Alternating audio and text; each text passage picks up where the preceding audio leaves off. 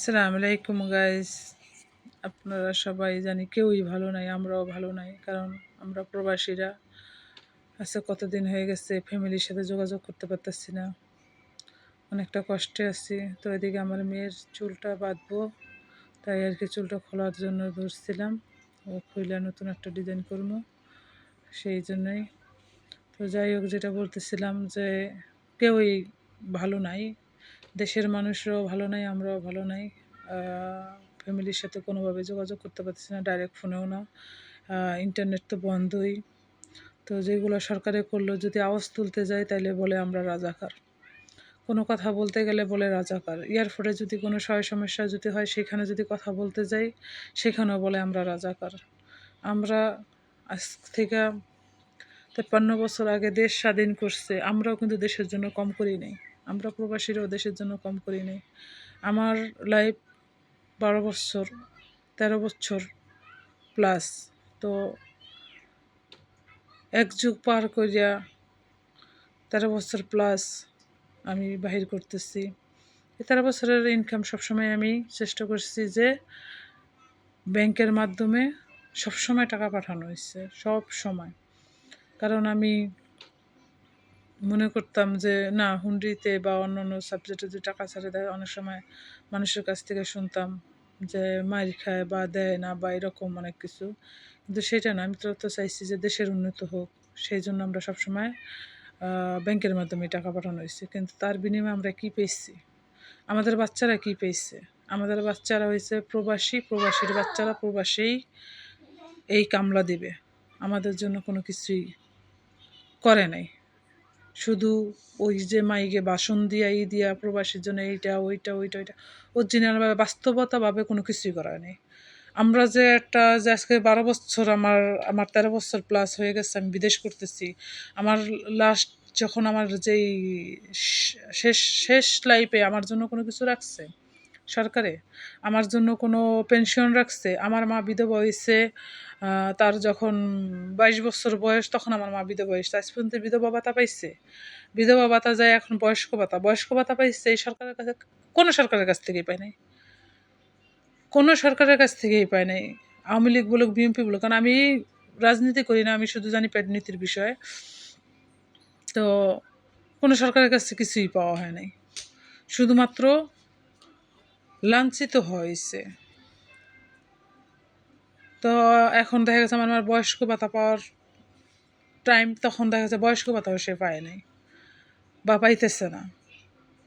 যাক, সে কথা নাই বলি, কিন্তু যেইগুলো আর কি বলা উচিত সেটাই আর কি বলতেছিলাম।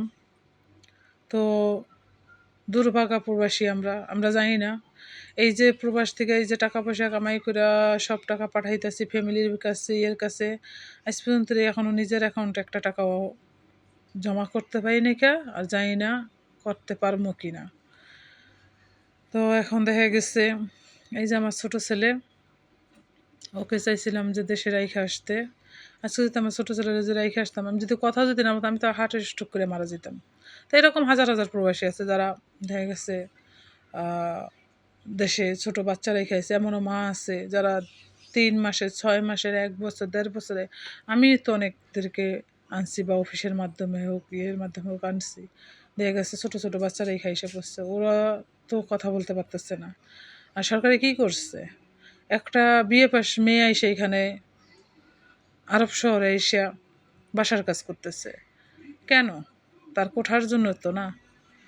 একটা বিয়ে পাশ মেয়ে যদি আইসা যদি এই দেশে এই ওমান শহরে বা সৌদি শহরে কিংবা এরকম হাজার অনেক অনেক দেশে আছে যে বাসায় কাজ করতেছে, এগুলো তো শুনলেও ঘৃণা লাগে, বা আরবিরা শুনেও তো অবাক হয়ে যায়, কী বলিস তোরা এগুলা, যেটা বাস্তব সেইটাই। তাই এরকম অনেক ছেলেরা আছে দেখা যাচ্ছে ডিগ্রি নিয়েও দেখা গেছে আইসা দেখা যাচ্ছে এই প্রবাস জীবনে এসে কামলা খাটে। ঠিক আছে, আমার মূলত ভিডিও হয়েছে আমার ছেলে মেয়েদেরকে নিয়ে। তো এখানে এসে এই কথাগুলো বলা উচিত কিনা সেটাও আমি জানি না। তো যাই হোক, মনের যে কষ্টগুলো ছিল সেটা হয়তো বা এখানে প্রকাশ করলাম।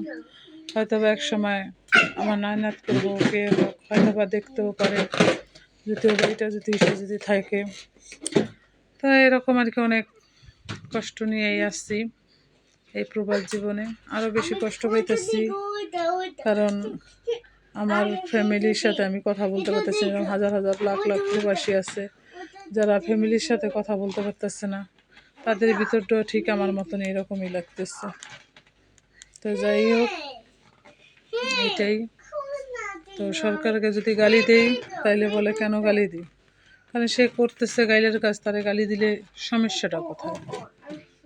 তাকে তো গালি না, আরও অন্য অন্য কোনো কিছু দেওয়া দরকার। এতগুলা ভাই বোনদের পাশে হয়তো দাঁড়াইতে পারতেছি না, কিন্তু তাদের জন্য সবসময় দোয়া রইল যে এরা মারা গেছে, তাদের জন্য আল্লাহ যেন বেহেশত নসিব দান করে।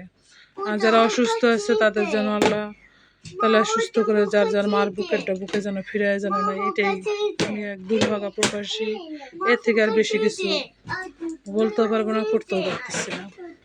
কিভাবে করবো? যদি দেশে থাকতাম হয়তো বা ওদের পাশে যায় দাঁড়াইতাম, ওদের হাতে হাত রেখা ওদের পাশে যাইয়া দেখা গেছে দাঁড়াইতাম। কারণ একটা আমি দুর্ভাগা প্রবাসী।